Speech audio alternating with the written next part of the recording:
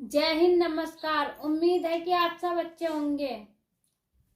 आज का हमारा टॉपिक है सामान्य हिंदी में व्यंजन। आज हम जानेंगे व्यंजन के बारे में। इससे पिछली वीडियो में हमने देखा था स्वरों का वर्गीकरण। आज हम जानेंगे व्यंजन के बारे में। तो चलिए देखते हैं। पहले हम जानते हैं व्यंजन की परिभाषा क्या होती है।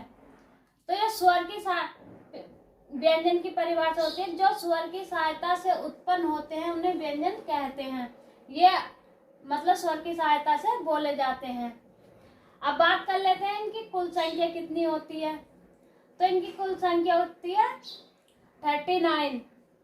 अब बात यहाँ पर क्या होगी कि आप 39 नहीं होती, तो मैं इसे आगे प्रूफ करके दिखाऊंगी कि 39 कैसे है। अब बात करते हैं हम मूल व्यंजन की। तो मूल व्यंजन होते हैं 33। अब बात करते हैं व्यंजन के प्रकार की। तो व्यंजन के प्रकार होते हैं 5 प्रकार के। अब जान लेते हैं हम इसके 5 प्रकार होते कौन कौन से हैं।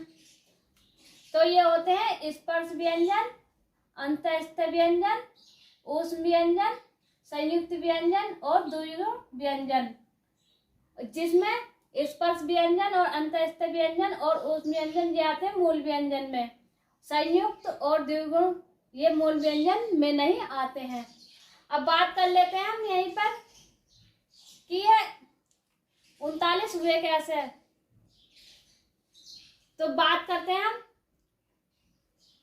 जैसे हमने देखा इस स्पर्श व्यंजन देख लेते हैं। ऊपर जगह नहीं थी तो मैंने इसलिए यहाँ पे लिख दिया। स्पर्श व्यंजन कितने होते हैं? 25।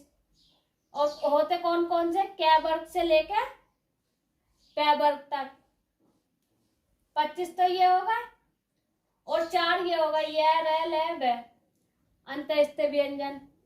और उस व्यंजन भी 4 होते हैं, स है। और अब बात कर लेते हैं संयुक्त व्यंजन कितने होते हैं। ये भी होते हैं 4, 6, 3, श्र, य। और बात कर लेते हैं हम द्विगुण व्यंजन की। तो द्विगुण व्यंजन होते हैं 2, अणे, णे। अब बात करते हैं हम, यहाँ पे इसे गिन लेते हैं कितने हो गए। यहाँ पे गिनते हैं 25, 4 प्लस 4 प्लस 4 प्लस 2। अब गिन लो इन्हें, ठीक है। ये बैठेंगे 39।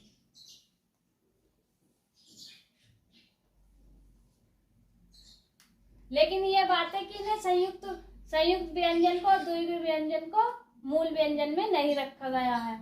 लेकिन यह है तो इसका ही पार्ट व्यंजन का ही, तो इसलिए इन्हें जोड़ना पड़ेगा। वहां पे पढ़ते हैं तो हम तो मानने तो पड़ेंगे व्यंजन है। अब बात कर लेते हैं हम स्पर्श व्यंजन को जानते हैं। स्पर्श व्यंजन कौन कौन से हैं। तो हम पहले इससे जान लेते हैं स्पर्श व्यंजन हम कहते किसे हैं। स्पर्श व्यंजन वे व्यंजन होते हैं जिनका उच्चारण करते समय हमारी जीभ मुंह के किसी न किसी भाग को स्पर्श करके निकलती है, उसे ही स्पर्श व्यंजन कहते हैं। या किसी न किसी भाग को हमारे मुख के वाइब्रेट करेगी। जैसे हम बोलेंगे कै वर्ग है, तो कै वर्ग का उच्चारण स्थान कंठ होता है। अब कंठ को हमारी जीभ छू तो नहीं सकती, वाइब्रेट तो करती है। ऐसे बोलेंगे कै, खे, गे, घे, अंग, ओड़ा। अब बात करते हैं हम स्पर्श व्यंजन को, इन्हें हम वर्गीय व्यंजन भी कहते हैं। और संख्या होती है इनकी 25, कै वर्ग से लेकर पै वर्ग तक। अब जान लेते हैं हम इन्हें वर्गीय व्यंजन कहते क्यों हैं। क्योंकि ये ऐसे भी 5 होते हैं और ऐसे भी 5 होते हैं, तो इन्हें इसलिए ये वर्ग आकार में होते हैं, तो इसलिए इन्हें हम वर्गीय व्यंजन कहते हैं। अब बात करते हैं कि स्पर्श व्यंजन होते कौन कौन से हैं। तो स्पर्श व्यंजन होते हैं जैसे कै वर्ग में आते हैं कै, खे, घे, घे, अड़ा। अब बात करते हैं चै वर्ग की। तो चै वर्ग में आता है चै, छ, जै, झै, अइया। अब बात करते हैं टै वर्ग की। तो टै वर्ग में आता है टै, ठै, डै, ढै, अड़ा। अब बात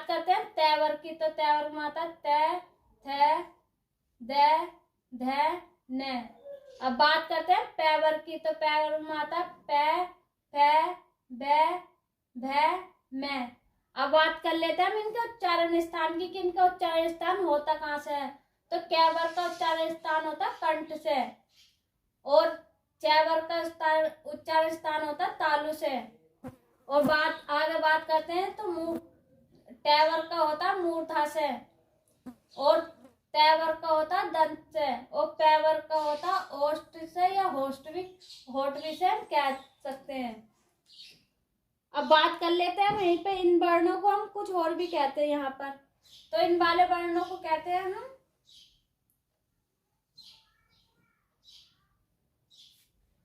इन्हें हम वर्ण के नाम से भी जानते हैं, जैसे फर्स्ट वर्ण और सेकंड वर्ण, थर्ड वर्ण और फोर्थ वर्ण, और इसे कहते हैं हम पंचमाक्षर। पंचमाक्षर के साथ साथ हम इसे अनुनासिक भी कहते हैं। क्या कहते हैं? अनुनासिक।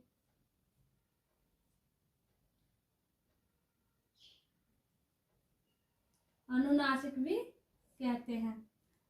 अब अंतस्थ व्यंजन होते हैं 4, य, र, ल और ब। अब बात करते हैं हम इन्हें अर्धस्वर भी कहते हैं यहाँ पर। तो अर्धस्वर किन्हें किन्हें कहते हैं? य, ब को अर्धस्वर कहते हैं।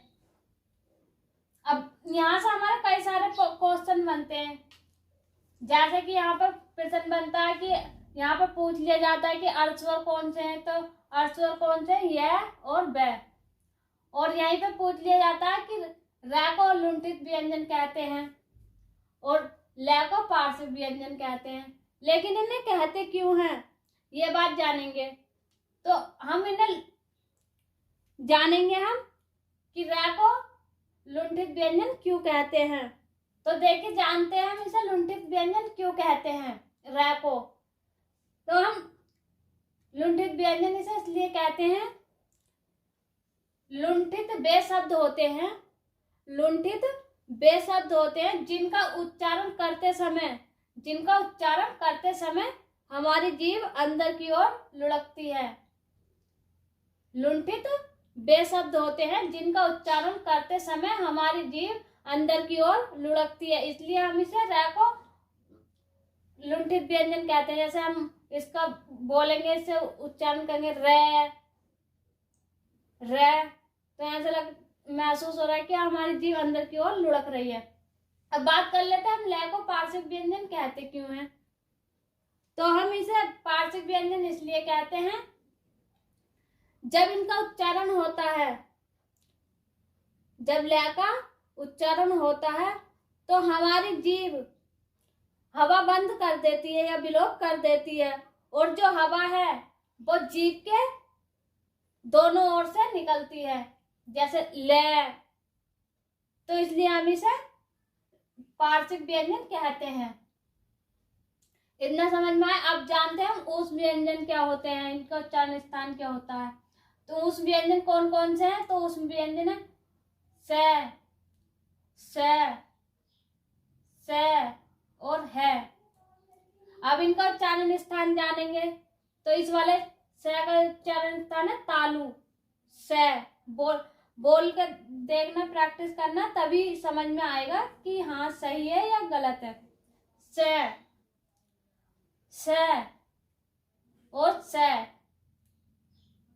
तो इस वाले स का उच्चारण स्थान क्या? तालु। और इस वाले स का क्या? मूर्धा। और इस वाले स का क्या? दंत। और है का क्या है? दंत से। ये भी दंत की सहायता से बोले जाते हैं, जैसे है। और इसे हम स्वर तंत्रीय भी कहते हैं, और इसे हम काकल्य ध्वनि भी कहते हैं। अब बात कर लेते हैं हम संयुक्त व्यंजन की। संयुक्त व्यंजन कौन कौन से होते हैं? तो संयुक्त व्यंजन भी 4 होते हैं हमारे। एक तो एक त्रय, एक श्रय, एक ज्ञ।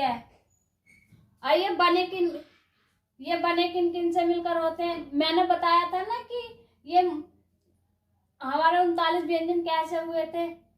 तो इन्हें मूल व्यंजन में इसलिए नहीं रखा गया क्योंकि ये दो व्यंजनों से मिलकर बने होते हैं, इसलिए इन्हें मूल व्यंजन में नहीं रखा गया है।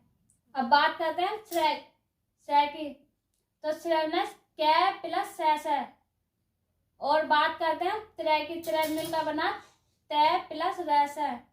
अब बात करते हैं श्रय की, श्रय मिलकर बना है स प्लस रस है। और बात करते हैं ज्या की, तो ज्या मिलकर बना जय प्लस यास है। अब बात करते हैं द्वि व्यंजन कौन कौन से होते हैं, तो ये होते हैं ड़ और अड़।